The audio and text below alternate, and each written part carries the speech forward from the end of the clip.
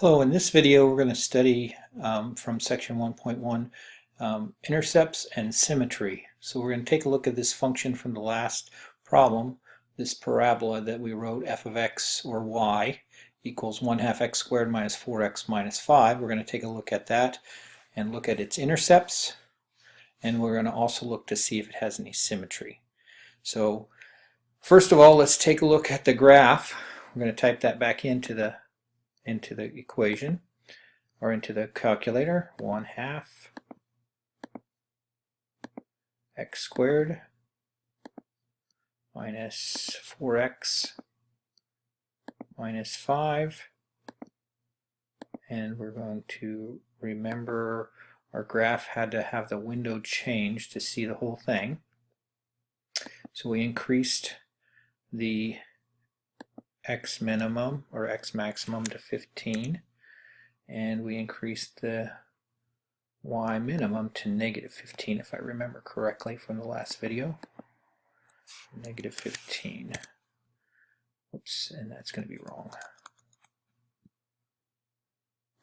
because it doesn't have a negative. It says minus instead of negative. Okay, let's graph and see what it looks like. Alright, now we see all relevant parts of the shape. So what we're doing here is we're looking for the values here and here and there. The x-intercepts and the y-intercept, which is there. Now mathematically, the x-intercepts happen when y equals 0, and the y-intercepts happen when x equals 0. We can actually plug those into the function and find the answers. So if we do that, here's the work here for the x-intercepts. We go 0 because that's y is 0, so 0 equals 1/2 x squared minus 4x minus 5. We need the quadratic formula to solve it. So I plugged it into the quadratic formula, and I came out to be approximately 9.1 or negative 1.1. That came out of the quadratic formula. And the y-intercepts are a little bit easier, so you plug in 0 for x, and this all drops out here.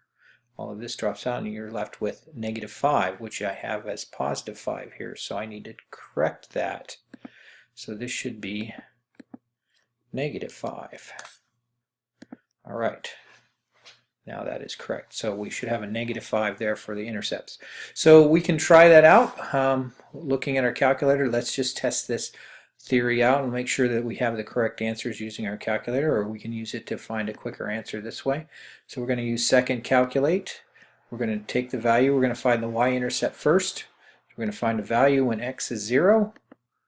And we're going to enter that, and that gives us negative 5. So that checks that one off. So we did do that right.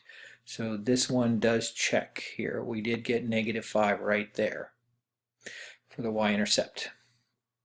Now let's go back and do the x-intercepts. So to do that, we go second calculate, and we're going to find the zeros, which are the x-intercepts. So we're going to hit 2. Now it's going to ask me for left bound. So remember, we have to go left of the crossing. So that's on the left of the crossing. This crossing here, we're going to look for this crossing first, which we think is negative 1.1. So we're going to hit enter here, left bound. Okay, right bound, we're going to look to the right of the crossing, which is the right of, we can say that that's right of the crossing. We push enter. So we're looking in between these two arrows, which should be the crossing point down here. And we're going to guess one of these values. So this one looks a little closer to 0 right here, so we'll use that as a guess. Push enter again, and it says negative 1.099, which is really close to what we got as a rounded figure here. So we did check that one off. That's good. We found that right here using our calculator. Let's go back and do the second one. Just verify that 9.1 is the other answer. So we're going to go calculate 0, enter, left bound. So we have to move now to the other crossing. Now our left bound on this one is actually going to be below, since we're on the graph. We're going to be below. So this is left of the crossing because it's on this side of the crossing. We push enter. We're going to push right bound. We got to make sure we cross the crossing point and push enter. Now we're looking somewhere in between that. That looks like the crossing point is there. Now it says guess. going to get close as I can on the y value here to 0. So that's 0.25. That looks closest to 0 as I can get. Push enter. And it gives me 9.099, which is close to what we approximated right here. So we can check that off. So our calculator was able to give us our two x-intercepts and our y-intercept using our calculate menu on this graph. Using our calculate menu. 0 or value and 0 gave us those two things. One other thing that I hadn't gone over before but you might want to be able to do is find the minimum of this graph. So if we wanted to find out where the maximum, since it is a parabola, when we look at the graph we have a minimum or a maximum. If we want to find the minimum or maximum, we can also use our calculate menu. In this case we do minimum, and we would do the same thing as we do with zeros. We want to go left of the minimum, left bound, make sure we're left of that minimum value. That looks like we're on the left hand side of where it's the lowest. We want to go right of the minimum value. That's for sure right. And then we make a guess somewhere in between. I'm guessing right there. We push enter. Okay, and it's thinking, okay, and it found the minimum to be about 4 and negative 13. So it looks like it's really close to 4. It's rounded. So I'm going to guess, or I'm going to say that the minimum is 4, negative 13 on this graph. So if I put 4 into the function up here, 4 for x, in both these cases, I would get negative 13, and that would be my minimum value on that graph. So that's how we find the minimum or maximum, by using the calculate menu as well. So the calculate menu allows us to find the intercepts and the minimum or maximum. Okay, now we're going to move on to finding the symmetry of the graph. So we're going to go looking at the definitions for x-axis symmetry. The graph reflects over the x-axis. All x's and y's from the original graph becomes x's with negative y. So if we take a look at this graph, let's do this in red, so that we can see the graph in a different color. So 0, 0 is going to change to 0, 0 because it doesn't change, but this point right here, which is 3, 5, is going to change to 3, negative 5. So it's going to go 1, 2, so it's going to go from here to 1, 2, 3, 4, 5. It's going to go right 1, 2, 3, 4, 5. It's going to go right here, reflecting across, and then this one's going to reflect down to this direction here. From here, oops, move the axis. So we need to draw another line segment from here to here. So this point is going to become, it is 2, 4, 5, 3, so it's going to become negative, or it's going to become 5, negative 3. So this is the graph right here that's reflected over the x-axis symmetry, or has x-axis symmetry.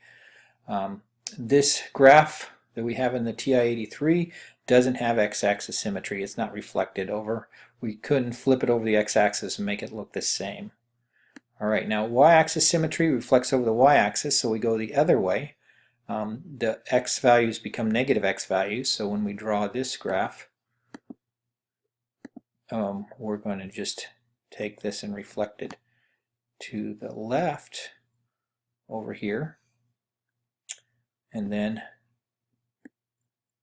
down to here. So this would be y-axis symmetry. This doesn't have y-axis symmetry. Here's your y-axis on the graph. It doesn't look like we can reflect there either. It's kind of translated over, so it doesn't have y-axis symmetry.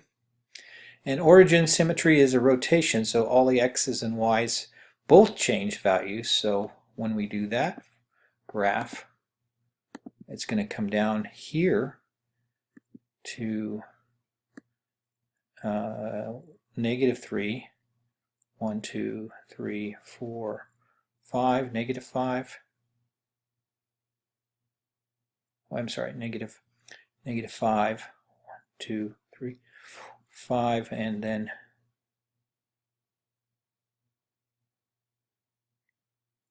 1, 2, 3, 4, 5. Yeah, I got it right. 3, 5.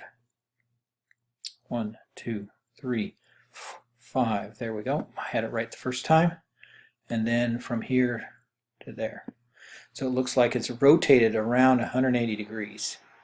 That's what a origin symmetry has. And this one doesn't look like it has origin symmetry either. So our original graph doesn't have any kind of symmetry. It doesn't have origin symmetry, it doesn't have y-axis symmetry, and it doesn't have x-axis symmetry.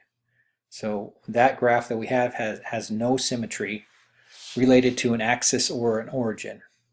It does have an axis of symmetry, which we can find here. That's the line that goes directly from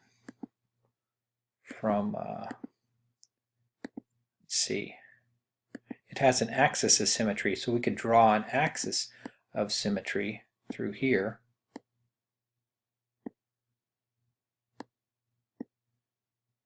That would be drawn over this graph. So there could be a line over this graph that runs down here, so it has an axis of symmetry.